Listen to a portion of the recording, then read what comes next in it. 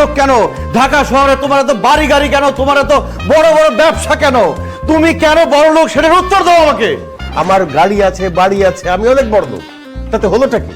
অনেক কিছু হয়ে গেছে বাবা, তুমি তো কোনো কিছুর খবর রাখে না। দুনিয়াতে এত মানুষ গরিব, তুমি কেন গরিব না বাবা? দুনিয়াতে এত মানুষ ভ্যান চালায়, রিক্সা চালায়, তুমি কেন ব্যবসা করো? দুনিয়াতে এত মানুষ বস্তিতে থাকে, গ্রামে টিনের ঘর করে থাকে, তুমি কেন ঢাকা শহরে একটা রাজপ্রাসাদের মতো বাড়িতে থাকো? তুই সব কি বলছিস? তুই কি পাগল হয়ে গেছিস? বাইরে থেকে কিছু খেয়ে এসছিস নাকি?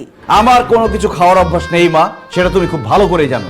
বাবা, তুমি এত বছর বড়লোক ছিলে, আরাম আয়েশের জীবন পার করেছো, এখন আর এসবের দরকার নাই। তোমার টাকা পয়সা, গাড়ি বাড়ি, সয় সম্পত্তি যা আছে সব এতিমখানায় দান করে দাও। চলো, কালকে থেকে আমরা গরিব হয়ে যাই, কালকে থেকে আমরা বস্তিতে গিয়ে থাকি। আনিস, চুপ করে দাঁড়িয়ে আছিস কেন?